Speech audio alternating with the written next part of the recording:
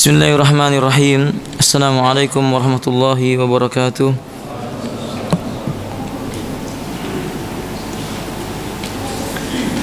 Innal hamdalillah nahmaduhu wa nasta'inuhu wa nastaghfiruh. Wa na'udzu billahi min shururi anfusina wa sayyiati a'malina. Man yahdihillahu fala mudilla lahu wa man yudlilhu fala hadiya lahu. Asyhadu an la ilaha illallah wahdahu la syarika lah wa asyhadu anna Muhammadan abdullahi wa rasulullah. Allahumma salli ala Muhammadin wa ala alihi wa ashabihi wa man tabi'ahum bi ihsan ila yaumiddin. Amma ba'du. Saudaraku kaum muslimin dan muslimah rahimani wa rahimakumullah, kita melanjutkan membaca buku ensiklopedia adab Islam, Mawsu'atul Adab Al-Islamiyah Al-Murattabah bil Hurufil Hijaiyah. Kita sampai kepada Adabul Halif, etika bersumpah atau mengucapkan sumpah. Sahih ikhwan. Nah, beliau mengatakan bahwa sumpah sering juga disebut dengan al-qasam. Terkadang manusia tidak bisa lepas dari bab ini dalam rangka menekankan sesuatu yang dia pegangi atau sesuatu yang dia ingin yakinkan kepada orang lain. Boleh jadi dia diminta untuk bersumpah, atau boleh jadi dia bersumpah atas suatu perkara bukan tanpa diminta. Maka kalau seandainya seorang muslim mengucapkan sumpah, ada hal yang mesti diperhatikan di dalam mengucapkan sumpah ini. Yang pertama, Syekh Sayyid Nada menyebutkan hafizallahu ta'ala, idza arada ay yakhlifa rajulun falyakhlif billahi ta'ala. Kalau seseorang mau menyumpah, mengucapkan sumpah maksud saya, hendaklah dia bersumpah dengan menyebut nama Allah. Tidak boleh bersumpah dengan nama selain Allah, karena perbuatan ini hukumnya haram. Man halafa bi ghairillahi faqad asraka. Barang siapa yang dia bersumpah dengan menyebut nama selain Allah, sungguh dia telah berbuat syirik. Hadis ini dikeluarkan oleh Imam Ahmad, Abu Daud, At-Tirmidzi, wa qala At-Tirmidzi hadisun hasanun. Dan hadis ini dihasankan oleh Al-Imam At-Tirmidzi. Nah, ikhwati rahimani wa rahimakumullah, ini hadis menjelaskan tentang larangan secara mutlak dan tegas bagi seseorang mengucapkan sumpah dengan menyebut nama selain Allah. Di hadis yang lainnya Nabi mengatakan, man halafa bil amanati falaysa minna. Man halafa bil amanati falaysa minna. Barang siapa yang bersumpah dengan menyebut nama amanah, yakni bukan menyebut nama Allah, maka dia bukan golongan kami. Hadis ini dikeluarkan oleh Imam Abu Daud nomor 3253 dari sahabat Buraidah radhiyallahu ta'ala.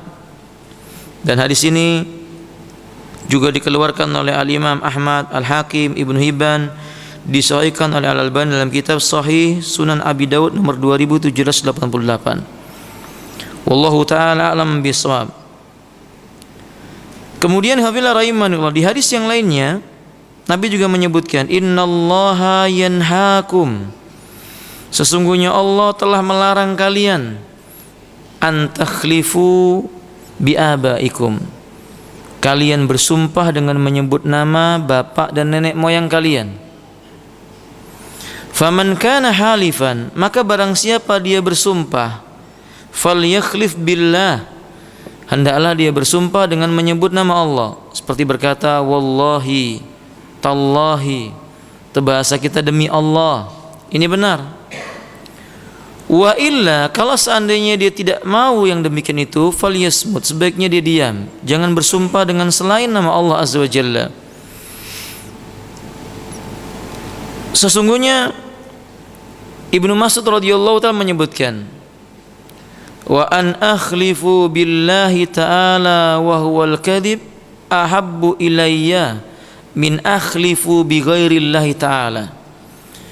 Kalau seandainya aku harus memilih bersumpah dengan menyebut nama Allah tapi di situ mengandung kebohongan, dibandingkan dengan bersumpah dengan menyebut nama selain Allah, tentu aku lebih suka bersumpah menyebut nama Allah tapi bohong, dibandingkan dengan bersumpah tapi tidak menyebut nama Allah dalam sumpahnya. Karena yang pertama, bersumpah dengan menyebut nama Allah dengan dusta tidak sampai syirik, tapi ini dosa besar. Lebih besar lagi daripada itu, bersumpah dengan menyebut nama selain Allah, karena dia termasuk kesyirikan. Ucapan ini tidak menunjukkan lalu kemudian kita boleh memilih sumpah dengan menyebut nama Allah tapi bohong, tidak demikian. Ucapan Abdullah ibnu Mas'ud hanya untuk menunjukkan bersumpah dengan menyebut nama selain Allah itu dosanya sangat besar, syirik hukumnya. Naam ikhwafillah. Sumpah juga sering disebut dalam bahasa Arab, saya tambahkan, yaitu al-aiman, atau asal kata dari aiman itu yamin. Apa yamin artinya, ikhwan? Yamin artinya apa? Loh, malah nggak tahu. Yang belajar bahasa Arab, yamin artinya apa? Ada yamin. Nah, kenapa disebut dengan yamin? Memang pada asalnya yamin itu artinya al-yad, tangan kanan. Karena biasanya dahulu mereka yang bersumpah itu menggunakan tangan kanannya, menjabat tangan kanan orang lain yang bersumpah itu dengan tangan kanan, atau dia mengangkat tangan kanannya, makanya disebut dengan yamin. Sebenarnya sumpah ini dalam syariat Islam diperbolehkan. Yang tidak disukai memperbanyak sumpah. Ada beberapa keadaan sumpah itu kalau disebutkan terlalu sering menandakan bahwa orang yang bersumpah itu hatinya sakit. Adapun bukti menyebutkan bahwa sumpah itu boleh pada asalnya, misalnya di dalam Al-Qur'anul Karim surah An-Nahl ayat 91, Allah mengatakan wala tanqudul al-aymana ba'da tauqidiha. Jangan kalian membatalkan sumpah setelah kalian mentaukidnya, yakni mengucapkannya dengan menegaskannya. Artinya sumpah jika telah diucapkan jangan dilanggar. Di ayat yang lainnya Allah Subhanahu wa taala menyebutkan qad faradallahu lakum tahillata aymanikum. Sungguh Allah Subhanahu wa taala telah mewajibkan bagimu untuk menghalalkan apa yang telah kamu sumpahkan. Jadi kalau ada orang melanggar sumpahnya, ya dia membayar kafarat. Banyak lagi ayat yang menyebutkan tentang hal ini. Dari hadis Nabi misalnya, Nabi mengatakan walladzi nafsu Muhammadin biyadihi, demi zat yang jiwanya Nabi Muhammad ada di tangannya. Jadi Nabi bersumpah dengan mengatakan walladzi nafsu Muhammadin biyadihi, demi zat yang jiwanya Muhammad ada di tangannya. Siapa itu maksudnya? Allah Subhanahu wa taala. Ini menunjukkan bahwa Nabi bersumpah. Ia mengatakan inni la arju an takunu syatra ahlil jannah, sungguh aku berharap kalian menjadi orang yang terbanyak separuh dari penghuni surga. Hadis ini dikeluarkan oleh Al-Imam Al-Bukhari dan Muslim. Atau di hadis yang lainnya dikeluarkan oleh Al-Imam Muslim, Nabi berkata fawalladzi la ilaha ghairuh, demi zat yang tidak ada ilah yang patut diibadahi selain dirinya. Selain siapa itu? Allah Ta'ala. Inna ahadakum la ya'malu, sungguh salah seorang di antara kalian ada yang benar-benar beramal bi amali ahlil jannah, dengan amalannya ahli, hatta ma yakunu baina wa baina illa dhira, hatta ma yakuna bainahu wa baina illa dira, sehingga tidak ada jarak antara dirinya dengan surga kecuali satu hasta. Fayasbiqu alaihil kitab, kemudian ketentuan Allah mendahuluinya. Fa ya'malu bi amali ahlin nar fayadkhuluha, di akhir hidupnya dia beramal dengan amalan ahli neraka, masuklah dia ke dalam neraka. Yang jadi inti syahidnya adalah ucapan Nabi, fa walladzi la ilaha ghairuh, demi zat yang tidak ada ilah yang patut diibadahi selain dia. Berarti di dalam hadis ini Nabi bersumpah. Kalau begitu sumpah masyru', ya disyariatkan. Nah, ikhwafillah rahimani wa rahimakumullah, kalau kita mengetahui bahwa sumpah ini disyariatkan, ya tadi ingat ada aturannya. Tidak boleh bersumpah kecuali dengan menyebut namanya Allah Subhanahu wa taala. Di hadis yang sahih dikeluarkan oleh Al-Imam Bukhari dan Muslim, Nabi berkata, "Ala, ketahuilah innallaha yanhaakum, sungguh Allah telah melarang kalian an takhlifu bi abaikum, kalian bersumpah dengan menyebut nama bapak nenek moyang kalian, nama nenek moyang atau bapak-bapak kalian. Man kana halifan, barang siapa dia hendak bersumpah, falyakhlif billah, bersumpahlah dengan menyebut nama, aw liyasmut, atau kalau tidak, ya dia diam. Ya dia diam. Jadi di sini menunjukkan ancaman yang sangat keras bersumpah dengan menyebut nama selain Allah. Dan kalau dia meyakini bahwa bersumpah dengan menyebut nama selain Allah itu boleh, kufur, keluar dari Islam. Ada yang perlu diperhatikan, sebagian kaum muslimin sering mendengar atau bahkan dia mengucapkan demi ayah dan ibuku sebagai tebusannya. Ini bukan sumpah yang dimaksud dalam hal ini. Ini kalimat penekanan dalam gaya bahasa Arab. Ya kalau kita bahasa Jawanya apa ya? Apa namanya? Penyangatan gitu, seperti misalnya bener begitu ya. Padahal cukup dengan apa? Benar, nggak bohong. Tapi ini nggak bener aku nggak bohong, nah, begitu. Antum nggak paham ini ya? Ala kulil begitu ya, ikhwati rahimani. Jadi nggak masuk dalam bab itu. Tapi kalau yang dimaksud di sini adalah sumpah dengan makna sumpah ibadah, itu nggak boleh kecuali dengan menyebut nama Allah. Dan kalau kita melihat ada orang bersumpah, idza halafal muslimu li akhi billahi fayanbaghi ayyusaddiqahu. Kalau seandainya seorang muslim melihat saudaranya bersumpah dengan menyebut nama Allah, maka kita, orang yang melihat itu, harus membenarkan ucapannya. Enggak boleh mengatakan, itu kan kamu cuma pandai-pandainya saja, kamu cuma mau menghindar dari kami. Tidak boleh begitu. Kalau ada orang sudah mengucapkan sumpah dengan menyebut namanya Allah Ta'ala, walaupun dia berdusta untuk melindungi dirinya dengan sumpahnya itu, kita harus percaya dengan dia. Karena kita hanya diminta menghukumi apa? Zahir. Kita menghukumi zahir yang kelihatan, yang tampak atau yang kita dengar. Hatinya bukan kita yang menghukuminya. Allah Subhanahu wa taala. Dalilnya apa? Dari Abu Hurairah radhiyallahu taala an. Qala Rasulullah sallallahu alaihi wasallam, bersabda Rasulullah sallallahu alaihi wasallam, ra'a Isa bin Maryam rajulan. Suatu ketika Isa ibn Maryam melihat seorang lelaki saraka, ia mencuri. Faqala Isa, asarakta? Kamu mencuri ya?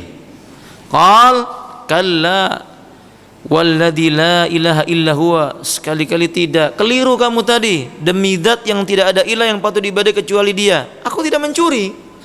Padahal tidak mungkin Nabi Isa. Nah, keliru. Nah, ini Nabi Isa, ia melihat ada orang mencuri, dikatakan oleh Isa, kamu tadi mencuri, kamu yang mencuri. Kata lelaki, demi zat yang tidak ada ilah yang patut diibadahi selain dia, aku tidak mencuri. Faqala Isa, berkata Isa bin Maryam, amantu billah, aku beriman kepada Allah. Wa kadzabtu aini, aku dustakan pandangan mataku. Artinya dia nggak percaya dengan penglihatannya, dia lebih percaya dengan sumpah orang itu, karena itu utusan antara dia dengan siapa? Kalau dia dusta, dia tidak akan selamat, karena Allah melihatnya. Fahimtum ya ikhwati? Tapi ini bukan berarti Sumpah dijadikan apa? Mainan. Lalu semaunya seseorang itu bersumpah. Nah, tidak demikian. Nah, sumpah yang baik dengan apa? Menyebut nama Allah. Menyebut nama Allah atau sifatnya Allah. Kalau menyebut nama Allah tadi misalnya kita berkata wallahi demi Allah, tallahi demi Allah.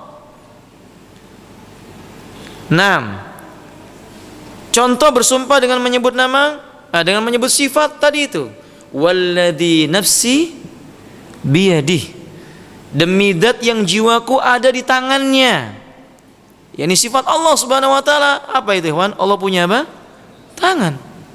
Demi zat yang jiwaku ada di tangannya. Makanya tidak mengapa, boleh yang seperti ini.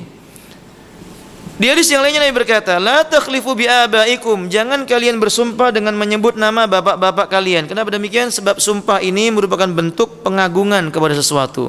Kalau selain Allah yang disebut, dekat dengan perbuatan syirik. Kesimpulan, bersumpahlah dengan menyebut nama Allah atau menyebut dengan sifat-sifatnya Allah Subhanahu wa taala. Yang kedua, jangan mengulang-ulang sumpah. Maksudnya tidak memperbanyak sumpah walaupun jelas baginya sebuah kesalahan. Limada? Li'anna Nabi sallallahu alaihi wasallam qala, "Idastalajja ahadukum fil yamin fa innahu asam. Fa innahu asamu lahu indallahi minal kafarati allati umira biha."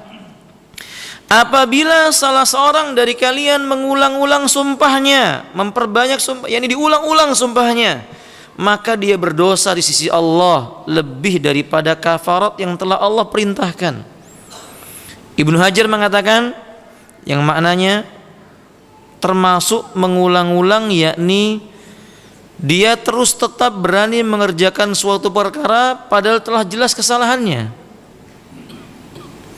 Yani maksudnya dia bersumpah bahwa dia tidak melakukan itu, dia lakukan lagi. Ini termasuk bagian mengulang-ulang sumpah, dan ini termasuk perbuatan dosa yang Nabi mengatakan asamu lau indallah minal kafarati allati umira biha. Berdosa di sisi Allah lebih daripada kafarat yang telah Allah perintahkan kepadanya. Riwayat ini dikeluarkan oleh Al-Imam Ahmad, Ibnu Majah, Al-Hakim, dan disahihkan oleh Al-Imam Al-Hakim, dan disepakati oleh Al-Imam Ad-Dhahabi rahimahumullahu ta'ala al-Jami', dan disahihkan oleh Al-Albani dalam kitab Silsilah Al-Ahadis As-Sahihah nomor 1229. Yang ketiga, kalau seseorang mengucapkan sumpah dengan menyebut nama selain Allah karena dia lupa, atau sabaqal kalam, ucapannya itu di luar kendalinya, salah ucap, segeralah dia mengucapkan kalimat la ilaha illallah. Ini kafaratnya. Kama qala Nabi sallallahu alaihi wasallam, sebagaimana Nabi mengatakan, man halafa faqala fi halafihi wallati wal uzza falyakul la ilaha illallah. Barang siapa terlanjur bersumpah, dalam sumpahnya dia menyebut nama demi Lata atau demi Uzza, maka segeralah hendaknya dia mengucapkan la ilaha illallah. Abu Hurairah mengatakan, man halafa bi ghairillah falyakul la ilaha illallah. Barang siapa bersumpah dengan menyebut nama selain Allah, segeralah dia mengucapkan la ilaha illallah. Para ulama menyebutkan ini membuktikan sumpah dengan menyebut nama selain Allah termasuk perbuatan apa? Syirik. Kalau dia tidak sengaja, kafaratnya membaca la ilaha illallah. 6. Yang keempat, as-sidqu fil halif. Orang yang bersumpah itu mesti jujur, nggak boleh main-main. Akan datang satu zaman di mana kadang manusia nggak diminta bersumpah, dia bersumpah. Kadang manusia menggampangkan sumpahnya, dia mengira sumpah itu perkara yang remeh, padahal perkaranya besar di sisi Allah Azza wa Jalla. Qala Nabi sallallahu alaihi wasallam, ikhlifu billah, bersumpahlah dengan menyebut nama Allah, wa barrau, tunaikan sumpahmu, jangan kamu langgar, wasduqu, jujurlah dengan sumpahmu itu. Fa innallaha ta'ala yuhibbu ay yakhlifa bihi, karena Allah suka ia bersumpah dengan namanya dan pelakunya mengucapkannya dengan jujur. Allah suka kalau ada orang bersumpah dan memang dibutuhkan sumpahnya dengan menyebut nama Allah. Ucapan Nabi dengan mengatakan wasduqu, dan jujurlah kalian dalam sumpah kalian, menunjukkan wajib bersumpah dengan kejujuran. Bersumpah dengan dusta cukup baginya hadis Nabi sallallahu alaihi wasallam, iyyakum wal kadzib, hati-hatilah kalian dengan perkataan dusta. Innal kadziba yahdi ilal fujur, kedustaan itu mengantarkan seseorang kepada perbuatan dosa-dosa. Wa innal fujura yahdi ilan nar, dan setiap perbuatan dosa mengarahkan pelakunya menuju neraka.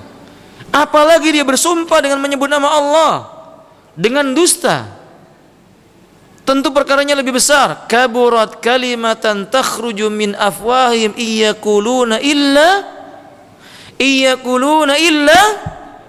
kadziba.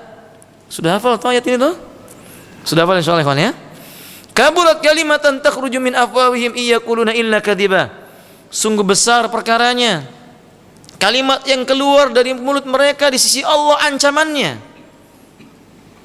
Tidaklah keluar dari mulut mereka itu kecuali mereka itu berdusta. Kaburat kalimatan takhruju min afwahihim iyyakuluna illa kadziba. Tidaklah mereka mengatakannya kecuali dengan dusta. Berdusta bahkan membawa nama Allah, ini perkara besar. Alangkah celakanya pada hari ini kita menjumpai sebagian orang berani bersumpah, diangkat sumpah, kemudian dia dusta dengan sumpahnya itu. Jika dia selamat di dunia dari hukum manusia, dia tidak akan selamat di yaumil qiyamah dari hukumnya Allah azza wa jalla. Man halafa ala yaminin masburatin kadiban, Nabi mengatakan barang siapa dia bersumpah dengan sumpah palsu untuk berdusta, falyatabawa biwajhi maq'adahu minan nar, dipersilakan dia nanti mengambil kedudukannya di neraka dalam keadaan wajahnya terlebih dahulu yang dibakar oleh api neraka. Na'udzubillah min dzalik. Na'udzubillah rahimakumullah. Yang disebut dengan masburah, ini kebiasaan. Masburah itu artinya sesuatu yang selalu menyertai pelakunya. Ini kebiasaan. Jadi man halafa ala yaminin masburatin kadiban, barang siapa bersumpah dia jadikan sumpahnya sebagai kebiasaan, kadiban, sumpahnya itu pun bohong, dusta. Falyatabawa biwajhihi, hendaklah dia mengambilkan posisinya dengan wajahnya terlebih dahulu maq'adahu minan nar, tempat tinggalnya di dalam neraka itu. Riwayat ini dikeluarkan oleh Al-Imam Abu Daud dari sahabat Imran ibnu Husain.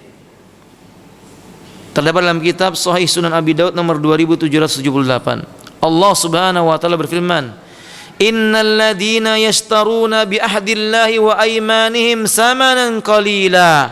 Sesungguhnya orang-orang yang menukar janjinya dengan Allah dan sumpah-sumpah mereka dengan harga yang sedikit, ulaika la khalaqa lahum fil akhirah. Mereka itu tidak mendapatkan bagian pahala sedikit pun di negeri akhirat.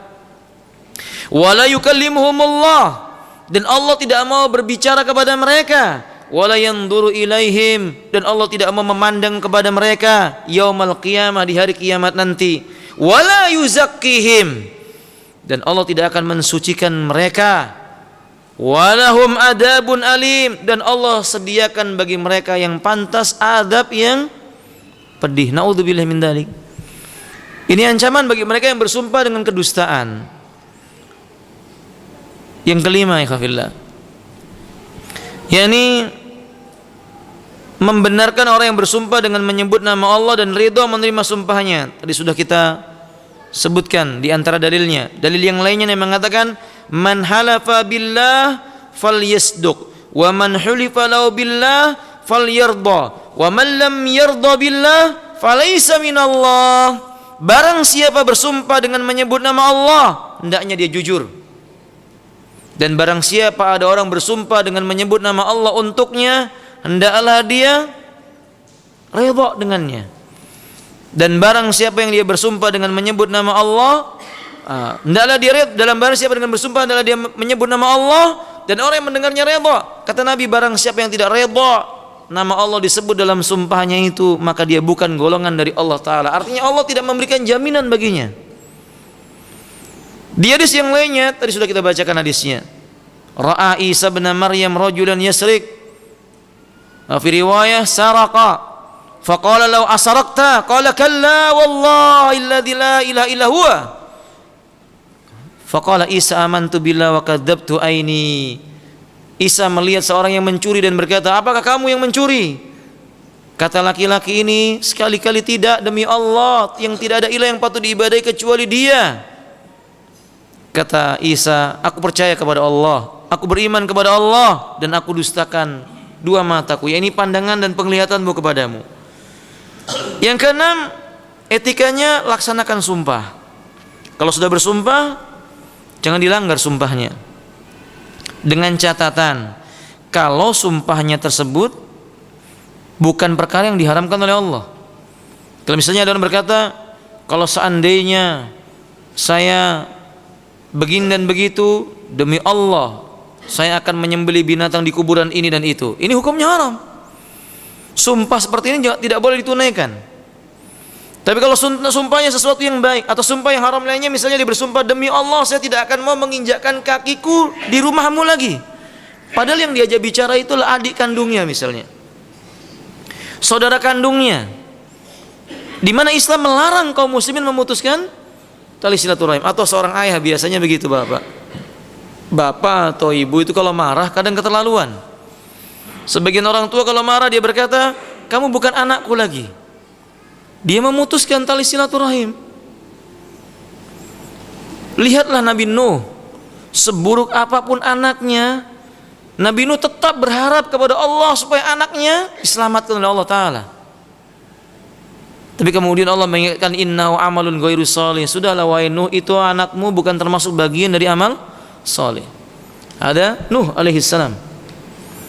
Ibrahim, ayahnya seburuk itu, tidak pernah Nabi Ibrahim memutuskan hubungan silaturahim dengan ayahnya.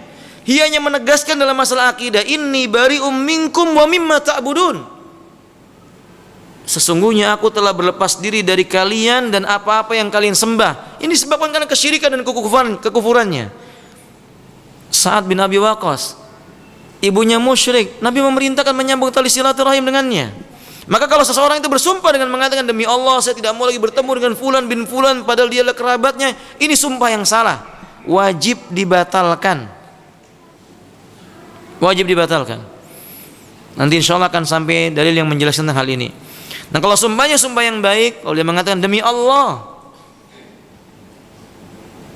kalau seandainya aku jumpai istriku berbuat ini, berbuat itu, yakni berbuat nista, maka akan aku talak dia, maka wajib ditunaikan. Boleh? Nah, kadzalik. Orang yang bersumpah hendaknya melaksanakan sumpahnya. Barang siapa bersumpah akan melakukan sesuatu, maka lakukanlah, kata beliau. Sebaliknya jika ia bersumpah untuk tidak melakukan sesuatu, maka jangan dia melakukannya. Catatannya tadi apa? Selama sumpahnya tidak melanggar syariat. Yang ketujuh, tidak bersumpah atas sesuatu yang diharamkan. Misalnya Nabi mengatakan, man halafa fi qati'ati rahimin, barang siapa bersumpah untuk memutuskan tali silaturahim, au fima la yasluh, atau tentang masalah yang tidak baik, fabirruhu an la yutimma ala dalik, maka cara menunaikan sumpahnya itu adalah dengan tidak melakukannya. Man halafa fi qati'ati rahim, siapa yang bersumpah ingin memutuskan tali silaturahim, au fima la yasluh fabirruhu, maka kebaikannya, atau dia mau memutuskan tentang sesuatu yang tidak baik, maka cara dia membayar kafaratnya itu jangan tunaikan sumpahnya tadi itu. Dan para ulama mengatakan dia ganti dengan puasa sebanyak 3 hari berturut-turut. Wallahu alam bisawab. Mengucapkan istisna ini penting dibiasakan ketika sumpah, ditambahi dengan kalimat apa? Insya Allah. Karena Nabi yang mengatakan, man halafa fastasna, barang sumpah serta mengucapkan insya Allah, insya'a madha, maka jika ia mau mengerjakannya silahkan, wa insya'a taraka, jika ia mau meninggalkannya silahkan, ghairu hanisin, ia tidak melanggar sumpahnya itu. Jadi kalau ada orang mengucapkan demi Allah begini dan begitu, kemudian insya Allah. Nah, ini untuk menjaga apa? Kehati-hatian. Tapi juga catatan, tidak boleh kalimat insya Allah dijadikan apa? Permainan. Yang terakhir, sumpah mengikuti niat orang yang meminta sumpah. Jadi bila ada seorang manusia yang minta engkau bersumpah atas sesuatu perkara, tidak boleh bagimu bersumpah untuknya sementara di dalam niatmu ada sesuatu yang berbeda. Kamu mencuri, kemudian dia mengatakan tidak, bersumpahlah. Tapi dia mengatakan maksudnya tidak ini bukan yang diminta. Dia mengatakan demi Allah saya tidak mencuri milikmu, tapi mencuri milik orang lain. Faham maksudnya kawan? Ini kan berarti tidak sesuai dengan apa yang diminta oleh orang bersumpah itu. Mestinya dia niatnya sama dengan apa yang dia hendaknya diminta bersumpah itu. Nabi mengatakan yaminuka ala ma yusaddiquka alaihi sahibuka. Sumpahmu mengikuti apa yang diinginkan oleh temanmu yang meminta kamu bersumpah. Di hadis yang lainnya al yaminu ala niyatil mustahlif. Sumpah itu mengikuti niat orang yang meminta sumpah. Sebelum saya tutup, ada jenis-jenis sumpah yang nggak ada tuntunannya dalam Islam. Nggak ada dalilnya sumpah-sumpah seperti ini. Sumpah apa? Nah, sudah tahu jawabannya antum ya. Sumpah pocong ini mengada-ngada. Dicari dalil Quran, dicari dalil Sunnah, dicari dalil kitab-kitab fikih para ulama muktabar, nggak ada. Ini mengada-ngada dalam agama. Man amila amalan laisa alaihi amruna fahuwa raddun. Ada jalan keluar yang baik kalau seandainya seseorang memiliki sebuah permasalahan yang dia harus terpaksa bersumpah yang dia inginkan seperti tadi itu. Bukan sumpah pocong, tapi apa? Mubahalah. Mubahalah. Mereka berdoa kepada Allah Subhanahu wa taala meminta siapa yang dusta untuk dilaknat oleh Allah taala. Dan itu ada tuntunannya. Misalnya seorang muslim berdebat dengan orang Nasrani. Kemudian Nasrani tadi sudah terbukti keliru, dia tetap saja mempertahankan keyakinannya. Boleh diajak mubahalah. Karena orang Nasrani pun mengakui Allah itu ada. Sama-sama meminta kepada Allah yang dusta biar dihukum oleh Allah di dunia. Kemudian di akhirat. Sallallahu taala assalamu alaihi. Ini mubahalah, bukan sumpah apa? Bukan sumpah pocong, bukan. Nah, dan maka sumpah yang seperti itu dihindarkan. Dan jenis-jenis sumpah yang lainnya yang semisal dengan sumpah pocong itu dalam Islam hukumnya haram. Karena ini perbuatan bid'ah. Jangan lagi mengatakan bid'ah hasanah ya. Bid'ah Ustaz sumpah pocong itu memang, tapi bid'ah hasanah. Hasanah dari mana? Enggak ada contohnya sama sekali dalilnya. Enggak ada dalil dari Quran dan Sunnah sama sekali. Maka termasuk kullu bid'atin dhalalah wa kullu dhalalatin finnar. Wallahu alam bissawab. Sampai di sini. Sambil menunggu datangnya Isa beberapa menit. Ada yang mau ditanyakan?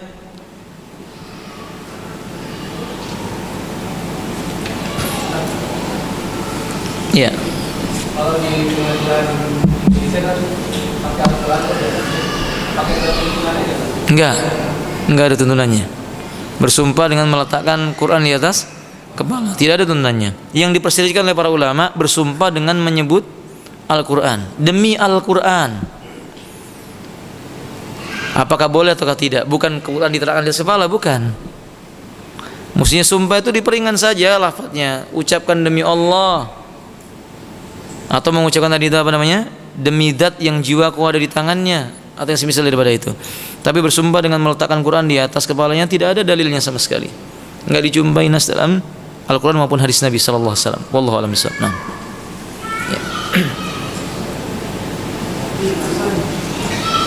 Ya. Dia menyebut nama Allah enggak? Kan dia menyebut nama Allah toh?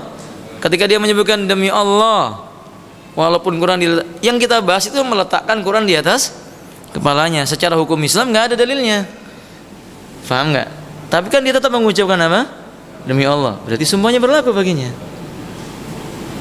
Faham? Nah, barakallahu fikum. Iya. Bukan nggak sah, nanti diulang lagi. Ya, nah kata dia. Baik, barakallahu fikum. Ada lagi? Ya.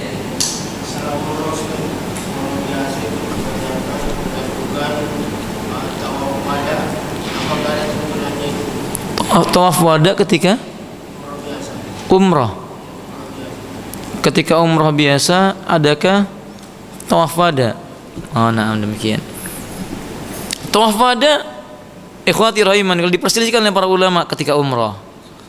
Jumhur berpendapat tawaf wada itu dilakukan karena hukum manasik haji dengan manasik umrah pada asalnya tidak berbeda. Dan Nabi mengingatkan, dan apabila kalian hendak meninggalkan negeri Makkah, maka lakukanlah tawaf. Atau kama qala alaihi salatu wassalam. Maka sebagian ulama atau jumhur berpendapat tetap melakukan tawaf wada. Wallahu a'lam bishawab. Ini yang saya tahu, tapi tanyakan kembali kepada yang lainnya. Ini yang saya tahu. Sebagian ulama mengatakan tidak wajib tawaf wada. Kalau haji, tawaf wada hukumnya wajib. Tawaf wada hukumnya wajib. Sebagian lagi mengatakan, nah, tawaf wada justru bid'ah. Tapi yang saya tahu, wallahu alam, tidak termasuk bid'ah. Imma sunnah wa imma wajib. Tapi tanyakan kembali kepada ustadz yang lainnya. Mungkin saya keliru. Wallahu alam. Ada yang terakhir? Oh, sudah masuk waktu katanya. Gimana, Pak? Iya. Sebentar Pak Muadzin, saya minta waktu sedikit. Silakan.